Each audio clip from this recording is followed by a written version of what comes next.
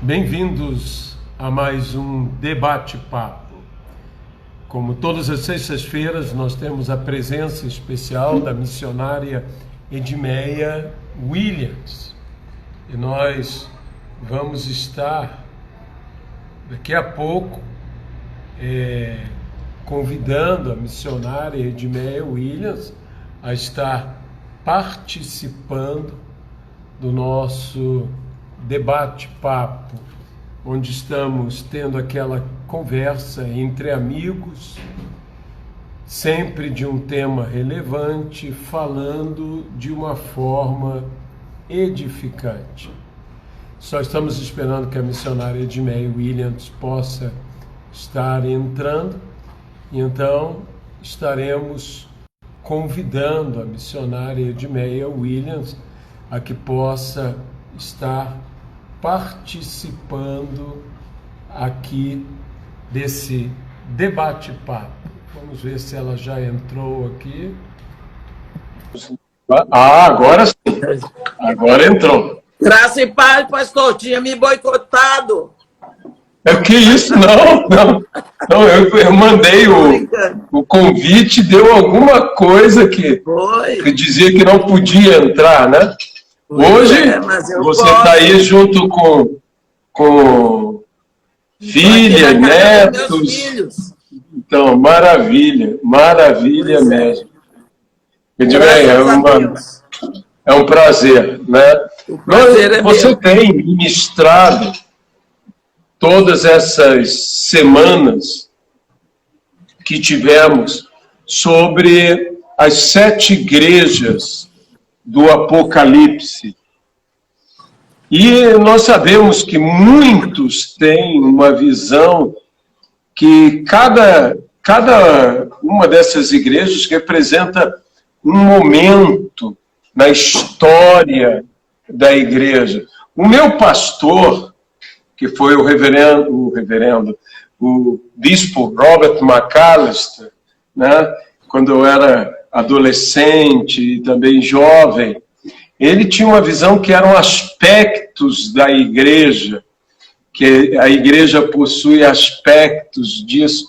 Mas eu tenho ouvido muitas pessoas falando justamente sobre momentos até proféticos em relação à igreja, e que nós estaríamos vivendo o momento final da igreja, né? O momento da igreja de Laodiceia. Eu pergunto a você descreveu muito aquela ideia do carteiro, né? Do mensageiro passando encaminhando de cidade a cidade e indo. Qual é a tua visão? Eu sei que né, em escatologia nós temos aquilo. Eu sempre digo, com escatologia a pessoa tem que ser humilde. Ela não pode ser muito arrogante, ela tem que ser humilde e tem que entender que existem visões diferentes e de grandes homens e mulheres de Deus que estudaram muito. Eu nunca me esqueço de um conselho do amado Russell Shedd. Ele dizia: não importando o quanto nós possamos saber, e aquele era um que sabia, né? E na nossa visão doutrinária, na nossa visão de estudo sobre realidades bíblicas, todos nós chegamos a um lugar que ele chamava de minhas trevas interpretativas. E a única coisa que pode lançar luz, dizia ele, a esse lugar de trevas, a esse lugar que eu não tenho respostas, é a revelação que Deus deu ao meu irmão. Eu acho isso fantástico. Eu acho isso a postura dos homens sábios. Então eu te pergunto, Edmeia, qual é a tua visão sobre isso, sobre esse total, essa visão das 7 igrejas? Graça e paz, pastor. A minha Graça e visão paz. é a seguinte, eu sou muito simples nisso. E eu acho o seguinte, que pode ser o que todo mundo diz. Agora, o mais importante é que cada conselho que Jesus Cristo dá vale para nós hoje. Amém. Cada problema desse existe hoje. O problema de Éfeso, de Esmirna, de Pérgamo, de Tiátira, Sardes, Filadélfia e Laodiceia estão presentes hoje. Então, do modo como Jesus se apresenta no decorrer dessas 7 igrejas, ele se apresenta hoje para nós. Então, Amém. se nós aprendermos com cada igreja, com cada mensagem, nós estaremos bem. Às vezes as pessoas discutem sobre a carta aos Hebreus. Quem escreveu? Foi Paulo, não foi Paulo? Eu não quero saber quem escreveu, eu quero saber que está escrito para nós. Então, eu vou, assim, elas representam os 7 estágios da igreja aqui na Terra, 7 em Apocalipse significa plenitude, tudo bem. Se é do ponto de vista geográfico, tudo bem. Porque o que vai valer mesmo é a mensagem que Amém. fica dessas cartas para nós. Não é? Realmente isso é o mais importante, né? Aquela expressão, quem tem ouvidos para ouvir, ouça. Eu digo que tem gente que ouve, ou até mesmo escuta e não ouve. Pois é. Está ali presente, mas ausente. E talvez o mais importante é dar ouvidos ao que o Senhor está falando. Então, o mais importante é a mensagem. Exato. É aí que eu fico. Agora, o restante, para mim, já não é tão importante, mas a mensagem a cada uma, porque vem do Senhor para a sua igreja. Né? Existe uma análise que as pessoas falam assim, sempre é dirigida ao anjo, sempre é dirigida à igreja e sempre também é dirigida aos vencedores. Pois é. Aqueles... E os vencedores, estaria certo eu dizer que são justamente os que dão ouvidos ao que Jesus está falando. São aqueles que obedecem o comando que ele dá. Por exemplo, os vencedores de Éfeso são os que lembram, se arrependem e retornam. Esses são os vencedores. E assim por diante. Esses são os vencedores que eles seguem o conselho que Jesus Cristo dá àquela igreja para aquele momento. Né? Você falou nesses estudos uma coisa tão importante, que quando foi de Laodiceia, dizendo, não importando qual o estado de uma igreja esteja ruim, Jesus ainda está caminhando no meio dos candelabros. Ainda é a igreja de Cristo. Isso é uma coisa tão importante que às vezes nós temos uma crítica tão forte que nós simplesmente, antes mesmo que Deus tenha movido o candelabro, nós já movemos, né? Nós já afastamos de nós. E tem algo assim que eu digo, né? Não sei se estaria certo em dizer isso. Os anjos, eles estão na palma da mão do Senhor. Mas as igrejas têm espaço entre elas. Me parece que o segredo é os anjos estarem todos no mesmo lugar, sabendo que as igrejas não precisam estar todas no mesmo lugar. E o lugar que os anjos têm que estar é na palma da mão do Senhor. Qual é a importância? Eu te pergunto assim, eu sei que eu estou jogando uma coisa, Mas qual é a importância disso? Estar nas mãos do Senhor. Olha, eu creio aqui, aquilo que está na minha mão está mais próximo do meu rosto. Não é? É verdade. E ao mesmo tempo, você depende totalmente de mim. Não é? A gente usa até essa expressão, né? Você está nas minhas mãos. Exato. Você está dependendo totalmente de mim. Eu estou vendo tudo o que você faz. Eu é que lhe movo para um lado e para o outro. Portanto, fica equilibrado aí. Essa é a mensagem para o anjo. E a mensagem para nós, como igreja, como ovelhas, é a seguinte: não se meta com pastor. Não persiga pastor.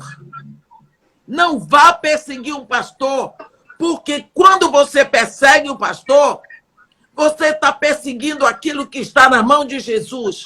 Você está dizendo que sabe mais do que Jesus. Então, quando nós, tantas pessoas aí, que virou moda fazer impeachment agora para pastor, o que é isso?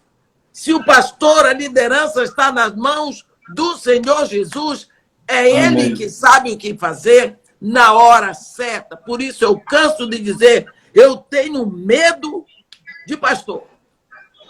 Eu entendo. Eu tenho muito respeito. Eu não brinco com essa raça de gente, me perdoe.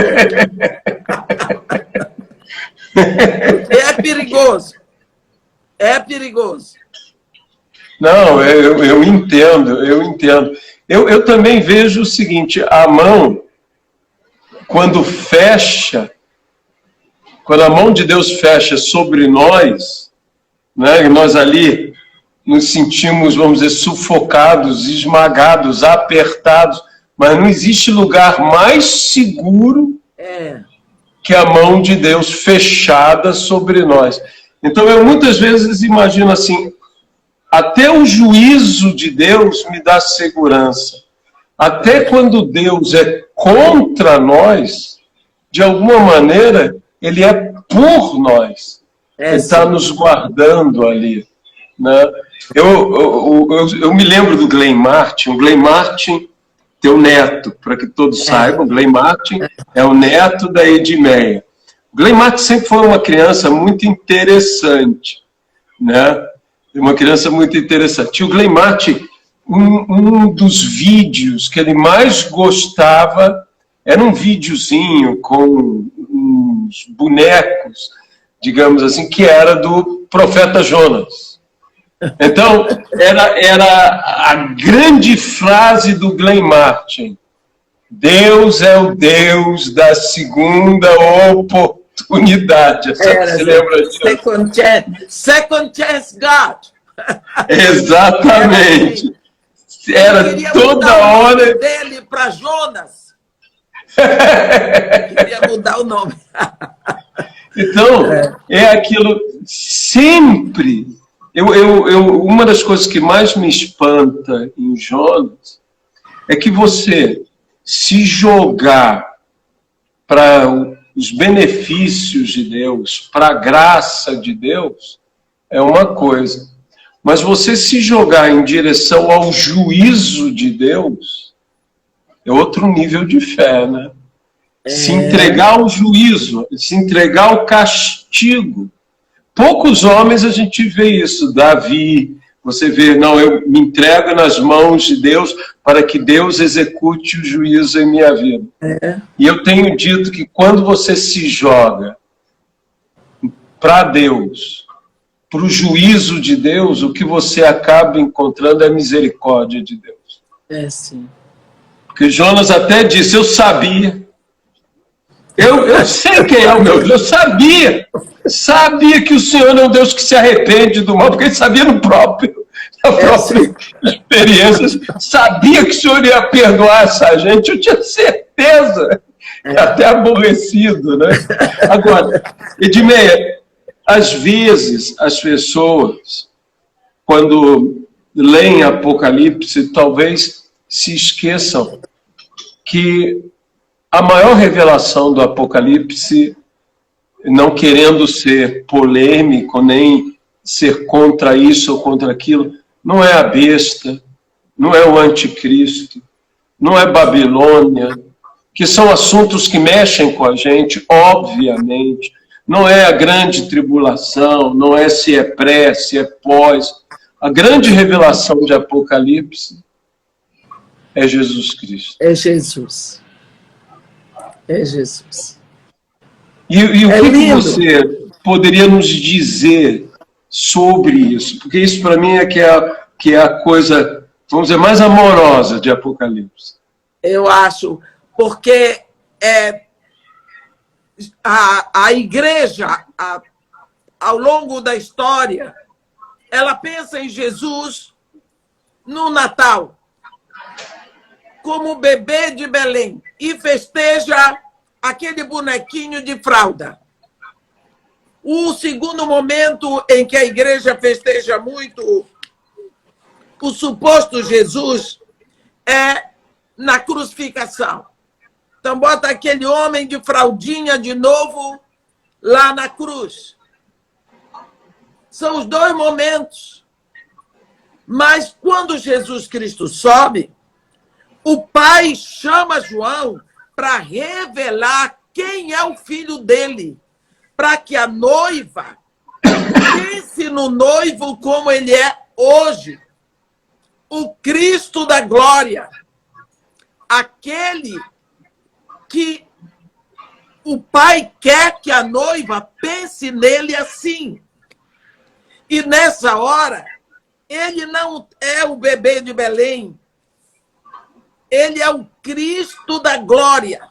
Tanto Amém. que Apocalipse é a revelação de Jesus Cristo que Deus dá a João para João mandar para a igreja. Amém. Mas a revelação só começa no versículo 12 do primeiro capítulo Porque revelar é tirar o véu, é mostrar, é expor. E aí, quando nós entramos, que eu vou ver Jesus como ele é como se nós fôssemos entrando num claustro comprido, com várias portas que vão se abrindo, Sim. até culminar na Nova Jerusalém. É muito linda a revelação de Jesus Cristo. Muito linda.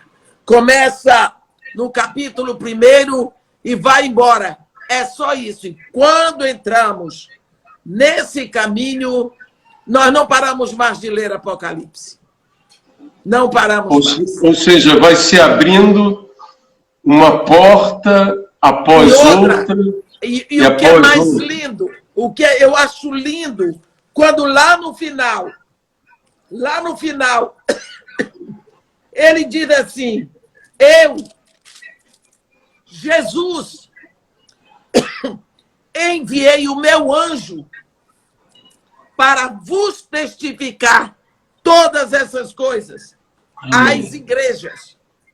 Eu sou a raiz e a geração de Davi, a brilhante estrela da manhã. Por isso, esta revelação é para a noiva. Eu, Jesus, enviei o meu anjo para vos testificar essas coisas às igrejas. É a revelação do noivo para a noiva. Amém. Para a noiva.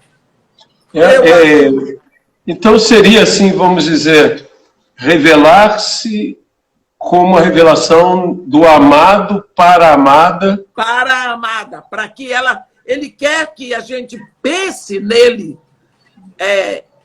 com carinho agora, desejando vê-lo como ele é, para criar no nosso coração aquele clamor Maranata, vem, eu quero te ver assim.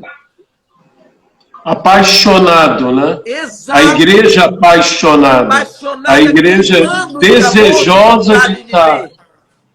Que coisa linda, que coisa linda. Realmente, digamos o seguinte, tudo elevado.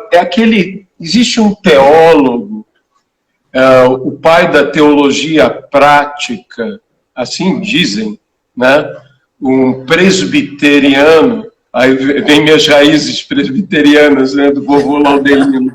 Então, Charles Erdmann, ele diz que Apocalipse é literalmente como o desenrolar do livro.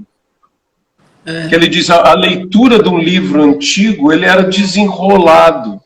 Então, quando Apocalipse, ele é como assim, se você estivesse lendo, estivesse desenrolando e abrindo, e aquele livro vai se abrindo e se revelando o que estava ali dentro, contido. E ele fala de uma maneira, era um homem muito culto, e você que fez música, né? Edmeia, para os que não sabem, é formada em música.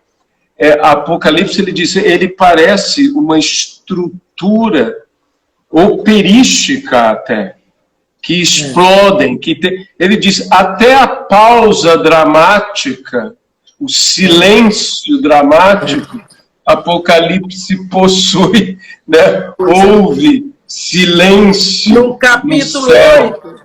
No capítulo 8, porque na música, quando há uma pausa, a pausa é para limpar os nossos ouvidos do som, porque depois ele entra com uma novidade de uma frase musical, não é? Ali no capítulo 8 tem uma pausa, fez-se silêncio no céu cerca de meia hora, e ali é preparado para as trombetas. Mas o que eu acho mais lindo é que aquela pausa é para que a nossa oração perfure o trono do Pai. Agora, aquela pausa toda é porque a nossa oração, a oração dos santos, vai perfumar o trono do Deus da glória.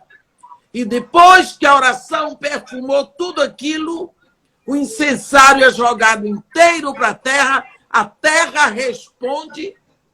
A oração que subiu em silêncio, agora ela desce e faz barulho na terra, e as trombetas vão começar. Eu sou totalmente apaixonada por Apocalipse.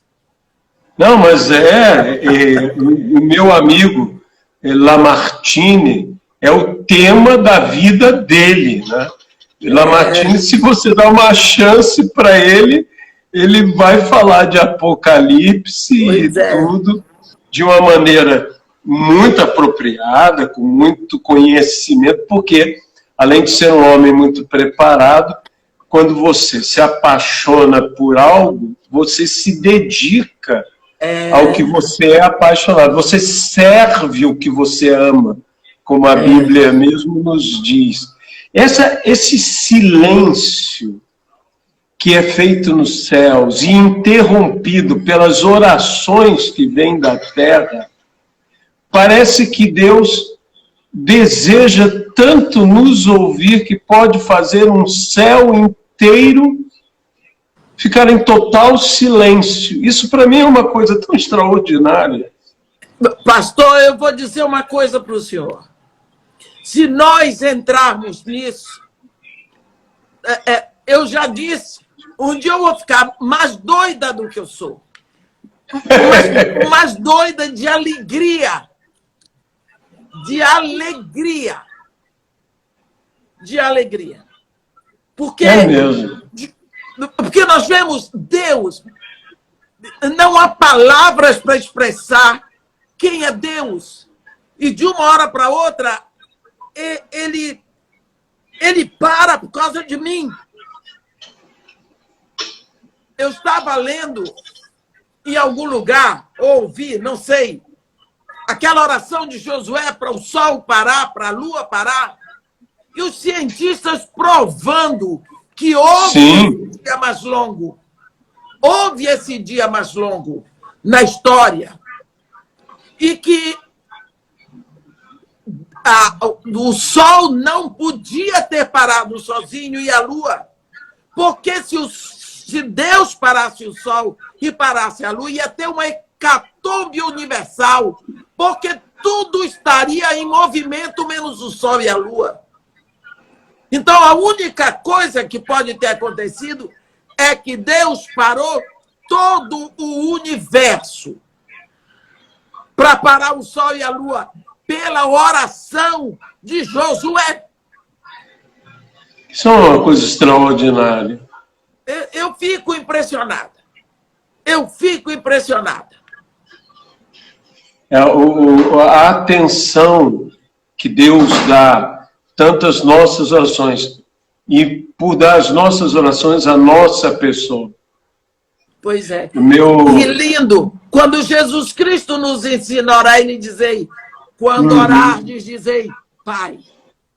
Pai. Isso é isso é pegar a gente do lugar que está e jogar nas maiores alturas celestiais. Ele dizer, quando orar, de dizer, Pai, quem eu é. Eu é você. Você vai chamar a Deus de Pai. É assim que Ele quer que você chame. E aí, o que a gente faz? O que a gente faz com uma coisa dessa, pastor? O que se pode fazer? Dá vontade de sair gritando e voando. É verdade. É verdade. Não é? É verdade. Meu pai era um ministro de louvor e adoração. Meu pai foi o primeiro homem a se formar em canto sacro então, aula de canto no Bennett, no que era o seminário Bennett, Instituto Metodista. Então, o meu pai, ele cantava, ele tinha um vozeirão, né? E ele cantava ópera. Mas meu pai dizia uma coisa, os anjos, meu filho, podem dar as notas inatingíveis, as mais agudas, as mais afinadas, mas há notas graves que só nós, salvos, podemos cantar. Eu achava isso, assim, eu ficava, meu Deus, né? Ele dizia, só nós, porque só nós entendemos o que é ser um escravo e ser livre, só nós entendemos o que é ser um perdido e ser salvo, só nós entendemos, e meu pai sempre dizia, o que é ser uma criatura e se tornar um filho. Filhos, é isso que eu fico... Porque nós falamos muito de salvação, mas a igreja não está pregando o novo nascimento. E nós precisamos ver em regeneração. Amém. Regeneração significa renascer. É nascer de novo. E isso é mais lindo, porque quando nós nascemos de novo, ainda é uma questão de adoção, porque um filho adotado, ele não tem o DNA do pai, mas um filho renascido do pai, ele tem o DNA do pai. Amém. Então, até isso Amém. Deus fez. Não faltou nada. Não falta nada. Da parte de Deus para nós, não falta nada. Às vezes, eu orar e eu digo assim, tão lindo isso. Eu digo, Senhor, eu vou pedir para o Senhor que é para eu não perder o hábito. Eu só tenho que agradecer, mas eu aprendi a pedir. E Jesus Cristo me incentivou. Aí eu começo meus pedidos. Porque tem horas que a gente entra por essa esfera e fica parado, não tem o que dizer. Só dizer Pai. Só a palavra Pai. Isso me fez lembrar outra coisa que o meu pai dizia. Que meu pai, como disse, ele era um adorador. Então, meu pai usava uma frase que ele dizia, uma eternidade é pouco para agradecer tudo o que ele fez por mim. Pois eu digo isso, se eu passar a eternidade de joelhos, ainda é pouco para eu agradecer a Deus. A eternidade. Essa paixão, essa coisa da noiva encantada, né? Aquele olhar de noiva. Eu que faço casamento, eu gosto tanto de ver os casais apaixonados, que um olha para o outro e você... É aquela coisa, né? Não tem palavra. Aquela coisa que não precisa dizer muita coisa, que você olha um para o outro e como esse, quando a noiva aparece e o noivo olha, ele está cansado, ele conhece a pessoa, né? Mas ele olha como se fosse a primeira vez que estivesse vendo aquela pessoa. Então, eu não me canso de ver a beleza que é um momento como esse do casamento. E que eu particularmente, como pastor, eu acho que a festa é deles. Tem que ser tudo como eles sonham, como eles quiserem. Às vezes, os noivos me perguntam, pastor, como é que o senhor vai fazer? Eu vou fazer como vocês quiserem. Se vocês quiserem que eu pule, eu salto. Porque a festa é de vocês. Né? Aí, Edmeia, a gente entra numa coisa que você falou sobre as 7 igrejas. Eu brinquei com você, dizendo, e a 8ª? A igreja gloriosa. É a aglomeração de todas. Como é essa igreja? Né? Essa igreja, a igreja que a gente brinca e diz, é a que sobe. Né? É a que sobe. Como é essa igreja? A igreja que é sem ruga, sem mácula, sem defeito. Que igreja é essa que eu quero fazer parte dela, que todo mundo quer fazer parte dela? Todo mundo quer. Eu também, pastor. Olha, nós vemos que quando Jesus se apresenta à igreja, ele se apresenta em 7 palavras, 7 vezes. Aquele que conserva na mão direita as 7 estrelas e anda no meio dos 7 candeeiros de ouro. Ele é o primeiro e o último que esteve morto e tornou a viver. Aquele que tem a espada afiada de 2 gumes. O Filho de Deus que tem os olhos como chamas de fogo e os pés semelhantes ao bronze polido. O que tem os 7 Espíritos de Deus e as 7 estrelas. O Santo, o verdadeiro, aquele que tem a chave de Davi, que quando abre ninguém fecha, e quando fecha ninguém abre. O Amém, a testemunha fiel e verdadeira, o princípio da criação de Deus. Nós vemos que essa é a forma dele se endereçar à igreja no decurso da sua história. Ele vai assim apontando para a igreja quem ele é. E ele diz, eu conheço o teu labor, a tua perseverança, a tua tribulação, a tua pobreza. Eu conheço o lugar em que habitas, eu conheço o teu amor, a tua fé, o teu serviço, a tua fama, o que pensam de ti. Eu sei que tu tens pouca força, que tu não és quente nem frio. Eu sei as doutrinas que estão surgindo aí. Aí ele traz elogios. Ele diz, eu sei que tu não podes suportar homens maus, que puseste à prova os que se declaram apóstolos e não são. Eu sei da tua tribulação e da tua pobreza. Eu sei que tu não temes o que hás de sofrer pelo meu nome, porque tu não negaste o meu nome. Olha, tu não negaste a minha fé. Eu sei do teu amor, da tua fé, do teu serviço, das suas obras, maiores agora do que as de antes. Eu sei que guardaste a palavra da minha perseverança. E ele vem, então, depois disso, dos elogios, ele vem com uma admoestação. Esqueceste o teu primeiro amor. Arrepende-te, lembra-te de onde caíste. Medita.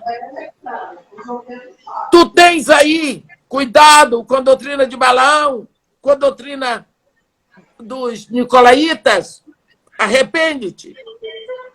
Cuidado porque tu estás tolerando Jezabel. Cuidado com aquilo que toleras. Cuidado, porque tu tens uma fama muito grande do que vives e tu estás te deixando impressionar pelos elogios que o mundo faz a ti. Cuidado, porque o mundo não me elogiou. Vigilância. Vigia para que tu mantenhas o que tu tens. Aconselho-te que de mim cumpres o ouro para te enriqueceres, o colírio para que possas ver, as roupas para que não seja manifesta a tua nudez. E a última palavra, estou à porta e bato.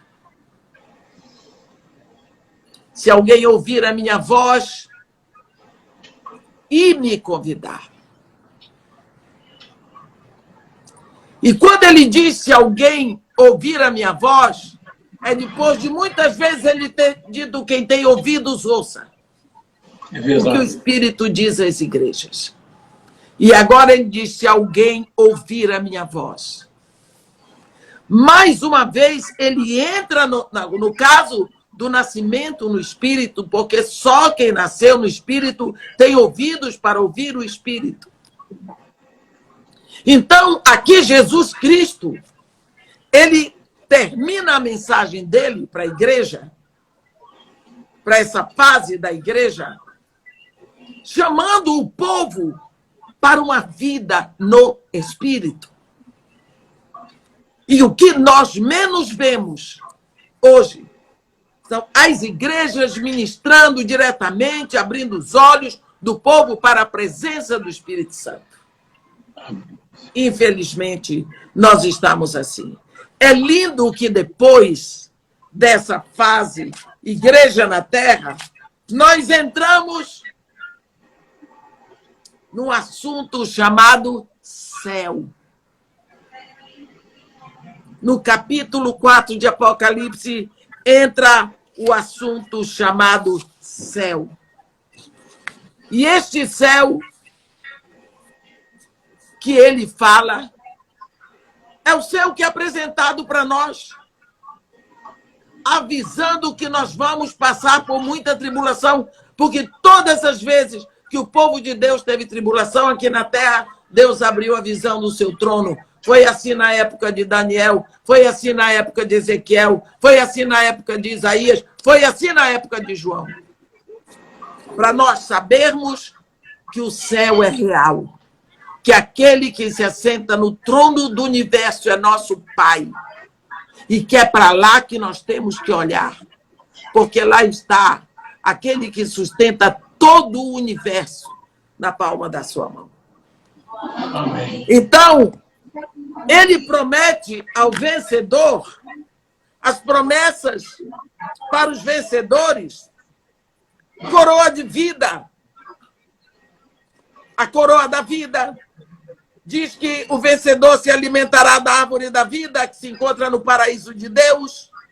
O vencedor não sofre dano de segunda morte. Ele comerá do maná escondido e terá um nome que ninguém conhece. Terá autoridade sobre as nações.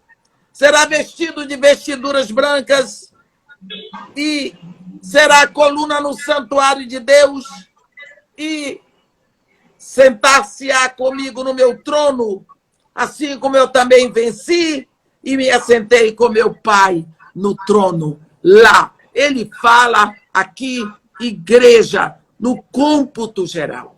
Ele está dizendo, vocês têm problemas chamados pecados, mas está aqui o remédio, o arrependimento. Vocês têm feito coisas boas, também coisas que me agradam, mas vem a demonstração, cuidado. Arrependimento, vigilância, oração, abram os olhos. Então, Eu creio que Jesus olha para a sua igreja dizendo, eu sei que vocês são humanos. Vocês são pecadores. Nunca esqueçam que eu não sou. Glória a Deus. E que eu vim só por causa de vocês. Eu dei minha vida por vocês, sabendo que vocês são pecadores. Por isso eu gosto muito. Eu creio que é Romanos 5, versículo 8, que Deus, sendo nós ainda pecadores. Então, ele encara a sua igreja como uma noiva da terra, com tudo pronto para ele. E eu creio que isso é uma mensagem às 7 igrejas, às 7 cartas, uma mensagem de encorajamento para nós. É verdade, é verdade. Isso que você falou da visão celestial no meio da tribulação me fez lembrar o primeiro mártir, né? Estevão. Estevão, ele viu, no momento, eu sempre tive essa certeza de que na hora do martírio tem alguma coisa maior ali. Tem alguma coisa maior ali. Porque Estevão fica impressionado, ele não estava nem aí para quem estava esfolando o corpo dele. Ele não queria saber. Ele disse, veja os céus abertos. Foi o grito de Estevão. Eu creio que para todos nós, cheio do Espírito Santo, ele não fitou para aqueles que o apedrejavam. Ele disse, a Bíblia diz que ele fitou os olhos no céu. Só tem doido, pastor. Paulo tirou a roupa dele, saía cada pedaço de carne do corpo daquele homem. E ele, a Bíblia diz que ele fitou os olhos no céu. Eu ia dar grito de dor. Ele fitou os olhos no céu e viu a glória de Deus. E Jesus, que estava à sua direita, e disse, ainda anunciou, eis que vejo os céus abertos e o Filho do Homem em pé à destra do Pai. Olha o que foi que Deus abriu para ele. Ele praticamente disse, muito obrigada. A igreja é mais muito obrigada. Você não tem noção do que vocês estão fazendo comigo. Que coisa linda. Que coisa maravilhoso. Linda. É maravilhoso. Eu sempre falo que o que me chama a atenção no texto é Jesus de pé. Porque eu falo, quando o Rei dos Reis fica de pé, dizem, né, que na corte, o rei ficando de pé, todos são obrigados a ficar de pé com o rei. Então, eu imagino que o céu ficou de pé para Estevão entrar. Pois é. Isso é uma honra, né? É tipo assim, eu estou de pé. Vem, filho meu, vem. E realmente, como você disse, Estevão só faltou agradecer para todos. Puxa, obrigado por estarem fazendo isso comigo. É lindo então, isso. Essa revelação, quando fala que nos consola, na realidade esse é um consolo que conforta e é um consolo que encoraja, que fortalece, que dá, vamos dizer, vigor, da bravura para seguir em frente. Eu estaria certo em afirmar isso? Pastor, tudo que é para a glória de Deus está certo. E é verdade. O senhor viu, eu não sei se o senhor viu o testemunho daquela mulher, o filho dela de 23 para 24 anos, que era piloto da Egyptian Airlines. Ele foi decapitado diante das câmeras. pela ISIS, né? Lá no norte do Iraque. Aí o pessoal da CNN foi lá entrevistar a mãe dele no Egito. E todo mundo preparado para ver o que aquela mulher ia dizer. Ela disse, chorando, ela disse que nunca pensou que ela ia ter a honra de parir, amamentar e criar um filho que ia morrer pelo nome de Jesus. Que ela ainda tinha mais 4 e que se fosse para a glória do Senhor e o Senhor quisesse dar a ela essa honra, ela entregava todos naquele momento para a glória do meu Senhor Jesus. Que eles, a reação deles foi a seguinte: o trauma foi tremendo, ela enlouqueceu. Eu disse, mas é loucura. Enlouqueceu mesmo. A Bíblia diz, é loucura para o mundo. Ela enlouqueceu. Aquela menina que no campo de refugiados da Síria, 9 anos, ela não tinha nada. O pai dela era médico, lá na Síria. De uma hora para outra, ela ficou sem casa, sem escola, sem brinquedo, sem roupa, sem nada. E o repórter perguntou para ela o que era a vida dela antes e o que era ali. O que ela queria que acontecesse com os homens que bombardearam a casa dela.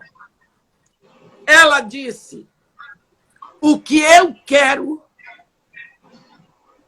é que eles conheçam o meu Senhor e Salvador Jesus Cristo e se arrependam. A garota estava contaminada. Fizeram lavagem cerebral na garota. Está vendo? Então, essas pessoas, pastor, são forjadas na dor, no sofrimento, nas perdas.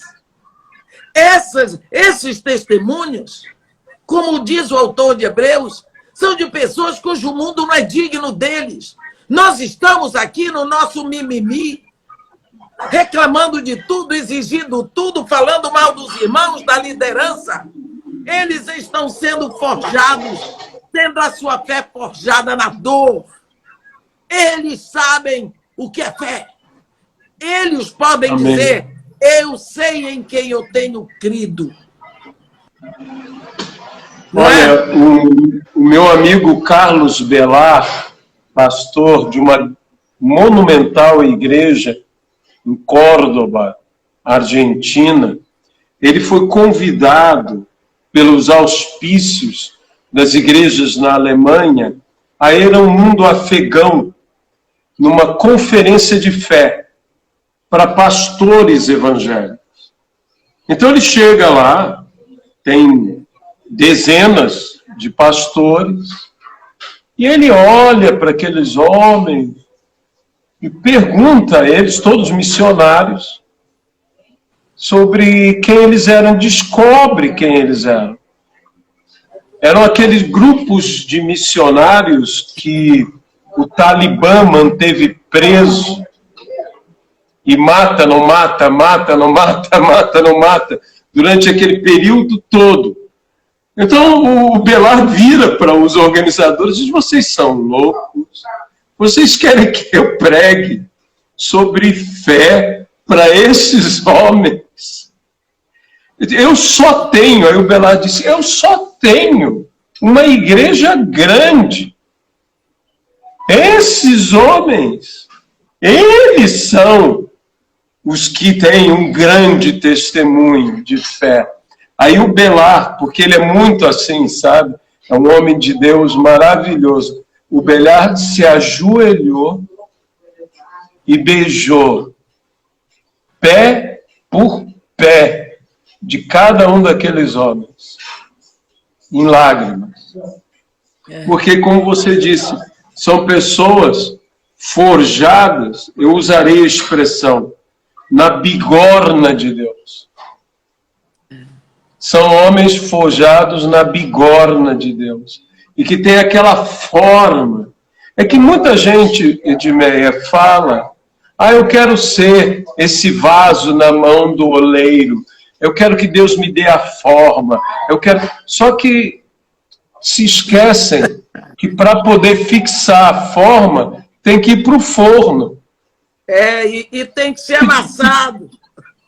Não, e socado, né? Eu vi um oleiro trabalhar, ele soca, ele bate até que não tenha um espaçozinho, uma bolha de ar sequer.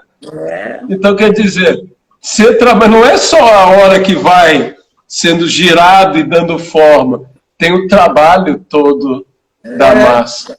Então, essa igreja gloriosa é assim, né? Esse mesmo povo que quer ser forjado como vaso na mão do oleiro, quando chega para enterrar um filho, eles gritam. É verdade. Não faz mal chorar, mas tem que entregar tudo. Tem que entregar tudo. Sofrimento dói. Senão não era sofrimento. Sofrimento dói.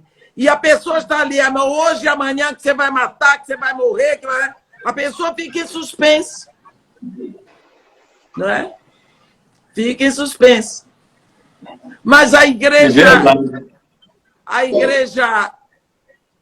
é a noiva. Não dá para descrever o amor de Deus por nós. Não dá para descrever. Ninguém jamais vai compreender o amor de Deus por nós. Não vai. Está fora de qualquer entendimento mesmo. Não dá, não dá. É um amor que extrapola tudo. Extrapola tudo. Eu digo o seguinte, se não fosse assim, não era amor. Amor é um negócio meio ilógico, você não entende muito bem, né? Eu me lembro, assim, numa situação, a Débora apresentando o Marcelo, que é uma boa pessoa e tudo mais, é o meu genro. Então, papai, aqui está o Marcelo, ele não é lindo? Eu disse, minha filha, os mentirosos não entrarão no reino dos céus. A gente não pode mentir. Mas a pessoa acha lindo. Não estou dizendo que o Marcelo é feio, né? Mas é aquele negócio, é coisa de pai, né? Pai faz sempre essas implicâncias. Pai sempre faz o jogo contrário. Faz, tem que fazer, que senão não era pai. Então, mas é aquela coisa assim, amor, você ama porque ama. Por que Deus me ama? Porque ama. O amor encobre uma multidão de pecados, mas no nosso caso encobre toda a feiura também. Também. Encobre tudo. Encobre tudo. E graças a Deus, né? Pois é, graças a Deus. Não daria. Mas que tempo bom que nós passamos hoje. Muito bom. Eu amei. E nós...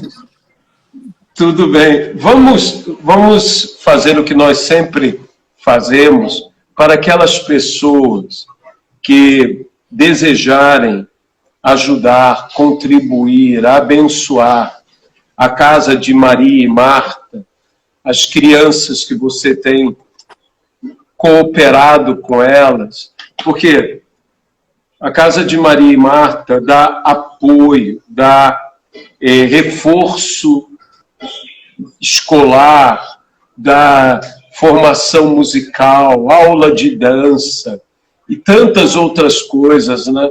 O pessoal, o pastor da Anglicana tem dado aulas de inglês ali na casa de Maria e Marta. Tem sido coisas maravilhosas que o povo de Deus tem abençoado estas crianças. Mas eu gostaria que você fornecesse a conta para quem puder e quiser contribuir, ofertar com amor, pudesse ofertar na casa de Maria e Marta. Olha, é Banco do Brasil, agência 3223, dígito 9. Agência 3223, dígito 9. E a conta corrente é 4055, dígito X ou dígito 0. Porque às vezes o banco não aceita o X, tem que botar o 0. Portanto, eu vou repetir. A conta é 4055, dígito X ou dígito 0. E o CPF é 050 110 355/49. CPF 050 110 355/49. Amém, amém. Edmeia, Pastor, eu quero te agradecer muito. Hoje eu vou pedir para o senhor, ora por todos nós. O senhor é o pastor. Tudo bem, diz, nós tudo vamos que orar. passar debaixo da vara do pastor, santo será o Senhor. Amém. E eu lhe agradeço Vamos já orar. de antemão por essa oportunidade toda de estarmos juntos e eu estou esperando as suas ordens. Tá bom. Na próxima sexta nós voltamos com um novo tema, né? Aí nós vamos combinar. Fica em suspense. Tudo bem. Senhor nosso Deus, nós colocamos todas as pessoas agora no teu altar. Nós abençoamos cabeça por cabeça, família por família. E que as boas e maravilhosas e poderosas mãos do Senhor Jesus Cristo estejam, Senhor, agora impostas sobre cada vida. Que cada um de nós sinta o teu toque e o teu amor. Que realmente haja o toque de Cristo. O toque que faz a diferença. O toque, Senhor, que nos transforma. E que nós também possamos, estendendo nossa mão, tocar ao Senhor. No nome de Jesus Cristo. Amém. E amém. Edmeia, até então, na próxima sexta, a gente vai estar aqui junto mais uma vez. Tá bom? Dá um beijo aí em todo mundo. Na Érica, nas crianças que já não são tão crianças, principalmente o Glenn Martin.